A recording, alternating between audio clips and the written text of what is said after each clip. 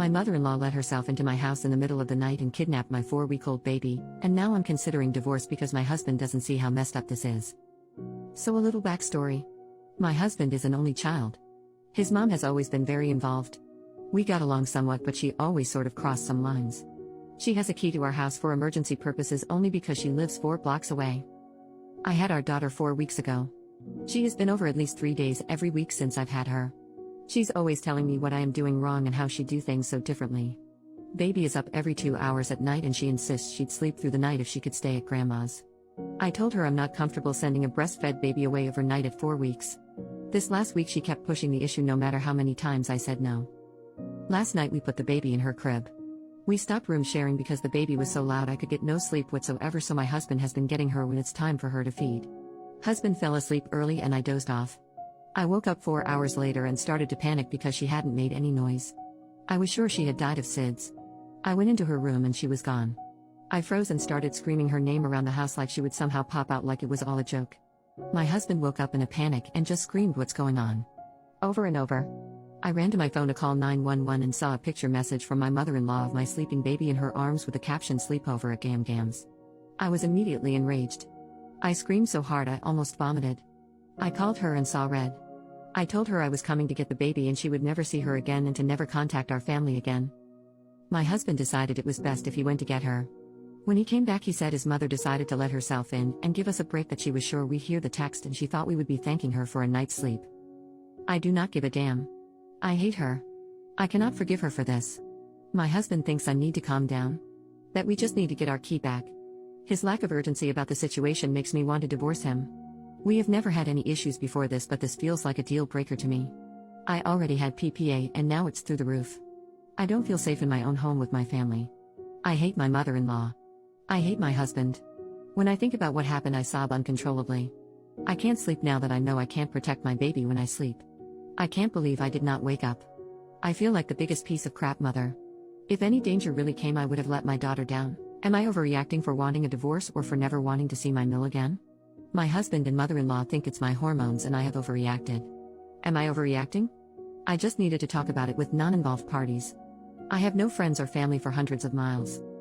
Oh, and she also fed her formula while she had her, but that's the least of my worries. It still infuriates me because breastfeeding has been really hard for us. Edit. I just wanted to give everyone a quick update. I didn't respond, but I've read every comment and the support I got has meant so much to me. I bawled reading them because I finally felt like someone was on my side.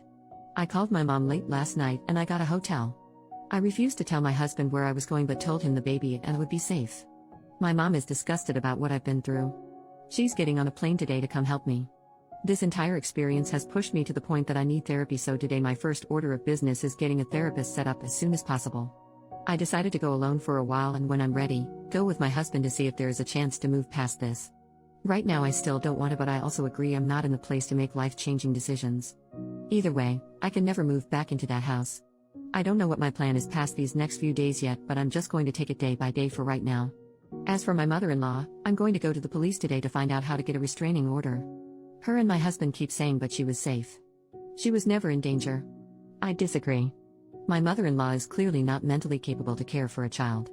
Who knows what else she would do because she feels she knows best. Thank you all so much. I can't tell you how much the support from some internet strangers has meant to me. Update, 2 weeks later, I want to thank everyone again that thought about me after my first post. This past 2 weeks have been crazy for me emotionally, but I saw the request for an update and wanted to let everyone know what was going on even though it's been generally uneventful. I got so many messages and comments with support that meant so much to me.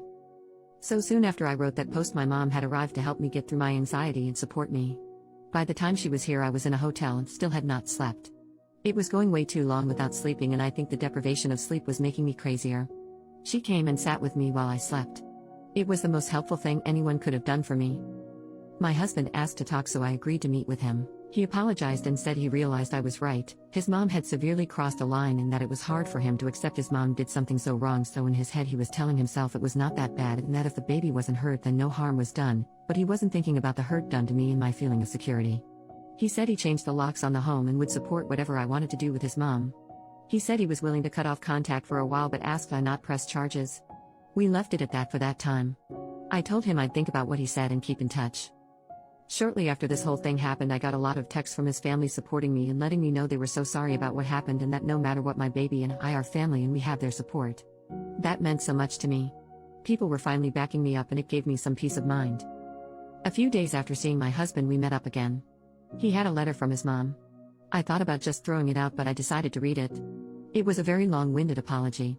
It basically said that she is sick about what she did. She said if someone did that to her when her husband was young, she'd want them to die. She is terrified about losing me as a daughter-in-law and her grandchild, but she is going to keep her distance. She asked me to reach out if and when I am ready. I still haven't reached out to her and I don't know if I will. I feel like her letter may be genuine, but I don't think I will ever trust her again for obvious reasons. I feel like she sees it as an easier to has forgiveness than permission sort of thing. I'm in a hard place of trying to decide how to assert my authority as a mother without alienating my child from people who love them.